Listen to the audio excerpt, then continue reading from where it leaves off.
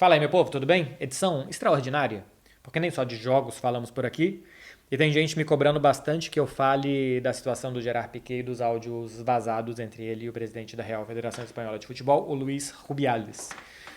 Acho que vale falar para informar vocês, não vou fazer muito juízo de valor não, porque eu acho que mais coisa pode acontecer ainda. E o vídeo pode envelhecer mal, porque eu acho que a coisa vai ficar pior pro zagueiro do Barcelona. Na verdade vai ficar pior pro Piqué, tirando o fato de ser zagueiro do Barcelona, porque ele é muitos em um só. A questão é o seguinte, para quem não acompanhou as notícias. Vazaram uns áudios de que a empresa do Piquet, a empresa Cosmos, recebeu uma comissão de 24 milhões de euros para negociar a Supercopa da Espanha, que está sendo disputada na Arábia Saudita. Que a Cosmos tinha feito esse contrato e que tinham cobrado comissão de 24 milhões de euros, todo mundo já sabia. A comissão é justa, dentro dos parâmetros que uma agência normalmente recebe. São 4 milhões por temporada, vezes 6 temporadas, 24 milhões. O contrato é de 40 milhões por ano para a disputa da Supercopa da Espanha no novo formato, está sendo jogada na Arábia Saudita nos últimos anos, tirando o ano da pandemia.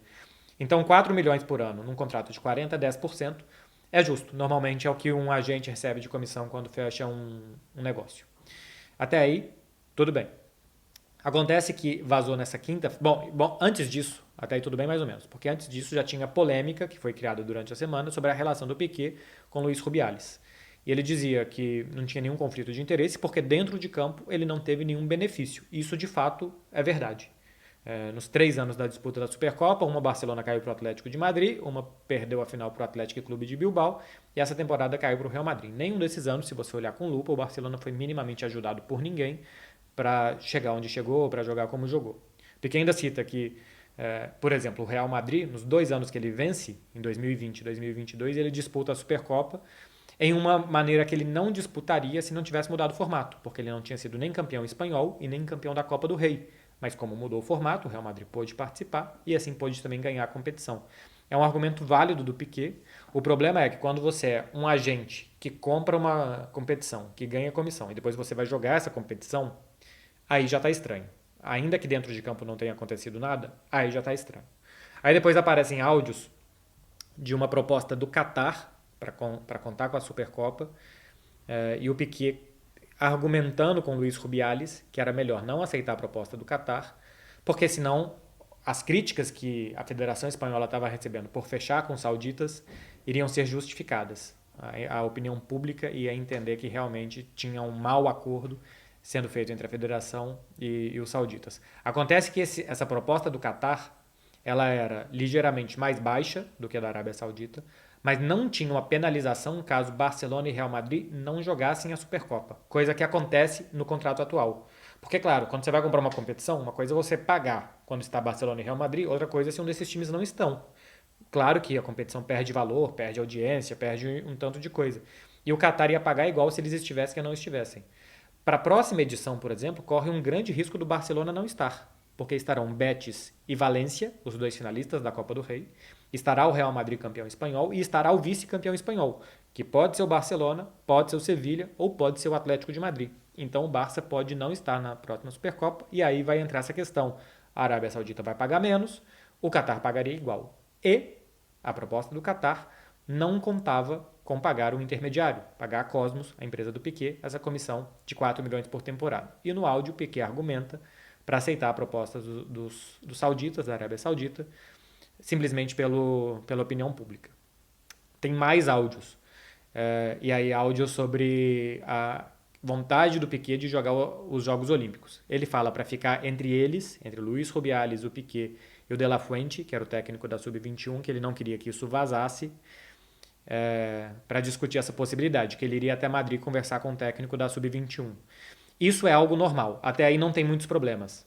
Que ele queira jogar as Olimpíadas, ele tem que comunicar realmente o presidente da Federação Espanhola, porque ele já tinha se aposentado da seleção principal, era considerado uma carta fora do baralho, ao momento que ele quer voltar, ou ele pode fazer isso publicamente, colocar um tweet, fazer uma entrevista, falar com alguém, quero voltar, ou ele pode ligar para o presidente da federação e falar, olha, quero voltar, se o técnico quiser, converso com ele e ver quais são os planos dele para mim, o que ele espera de mim e tal, vamos ver se eu cumpro os requisitos para estar. Até aí não tem muitos problemas. O problema é que no áudio, que foi vazado pelo Eu Confidencial, todos os áudios são do Eu Confidencial, ele fala, me la tienes que hacer essa. Tipo, você tem que quebrar essa para mim.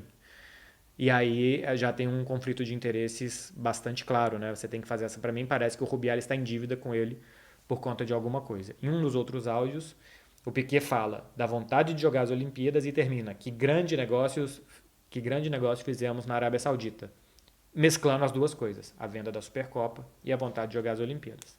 Eu estou gravando isso na quarta-feira e no final da tarde aqui da Espanha de quarta-feira saíram novos áudios, porque o Piquet, além de tudo isso, além de ter uma empresa de marketing esportivo, além de ser o dono da Copa Davis, além de ser zagueiro do Barcelona, vice-capitão do Barcelona, ele também é dono do Andorra, que é um time que joga a terceira divisão espanhola.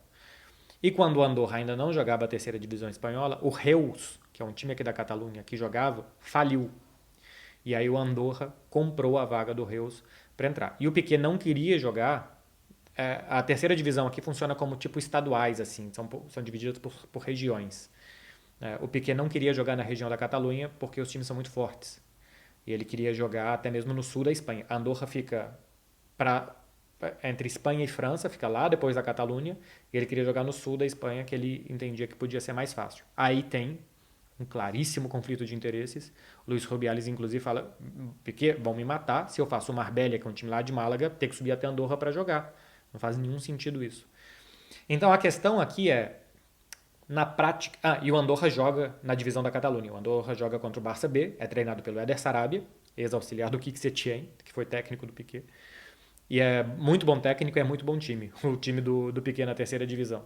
Então, no final das contas, a Supercopa da Espanha foi para a Arábia Saudita por uma decisão da Federação Espanhola. O Piquet não jogou as Olimpíadas, apesar do seu desejo, e pedir para o presidente da federação intervir favoravelmente a ele para que ele jogasse. E o Andorra joga na divisão da Catalunha. Todos os áudios que ele trocou com o Luís Rubiales, que saíram até agora, nada deu certo.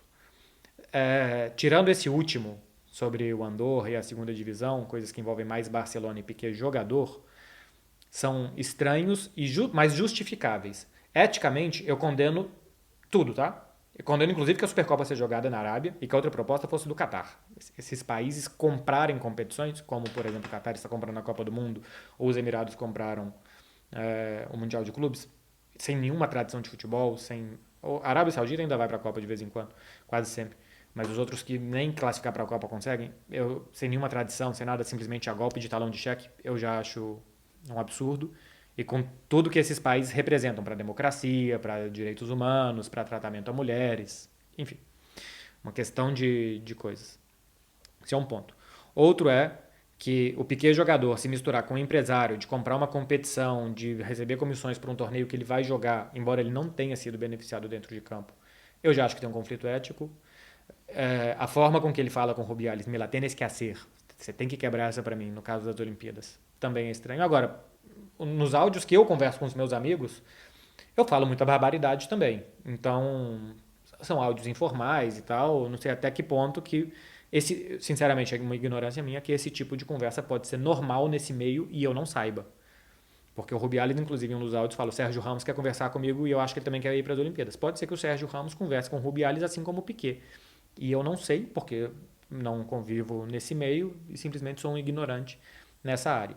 A questão do Andorra me parece mais grave, porque o Piquet tá querendo mudar a forma de disputa da competição e tal, para que o seu clube tenha uma vantagem. Em todos os casos é conflito de interesses e bastante evidentes, né? De um jogador que é empresário, que é dono de clube, que é muitas coisas, e se o Andorra sobe tem que jogar contra o Barcelona, o Piquet vai enfrentar o seu clube, sabe? Tem muita coisa envolvida que eu acho que não deveria envolver.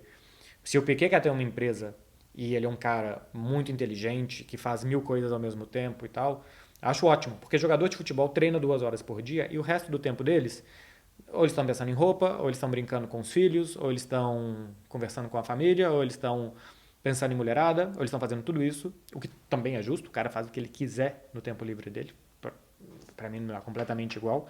Só que o Piquet, eu acho que além de fazer essas coisas que eu acho que ele também faz, eu também acho que ele brinca com os filhos dele, eu também acho que ele pensa em roupa, carrão, esse tipo de coisa. Mulher, ele tem a Shakira já, então ele não precisa pensar na noitada, esse tipo de coisa e tal, que é tão comum entre os boleiros típicos que a gente fala tanto. Mas ele também é um belo empresário, um baita empresário. Ele comprou a Copa Davis, que é o principal torneio de países de tênis. Ele comprou os direitos do campeonato francês aqui para a Espanha. Passa alguns jogos na TV da Catalunha, alguns jogos na TV Nacional, já chegou a passar na Twitch com o Ibailanhos, né? Como é que eu não sei o nome dos caras mais famosos da Espanha? Não é o Casimiro, então não sei. Então ele é um cara multidisciplinar. Só que isso afete onde ele ainda é jogador, pega mal. Aparentemente não aconteceu nada de errado, tirando essa coisa do Andorra, que pra mim fede mais que as outras. Aparentemente não aconteceu nada de errado, mas pega mal. E eu acho que pegar mal é ruim. Enfim, eu queria mais informar do que dar opinião, acabei opinando aqui um pouco, mas para contextualizar vocês, o que sabemos até aqui da questão dos áudios do Piquet. Se vocês chegaram até aqui, faça favor de curtir, porque me ajuda demais. E deixar um comentário legal também. Se não gostou, só curte, que ninguém fica nem sabendo. Tá certo, meu povo? Nessa quinta-feira tem Barcelona Real Sociedade Barcelona. Baita jogo difícil. E depois eu faço a tradicional análisezinha aqui pra vocês. Beijo, se cuidem, juízo.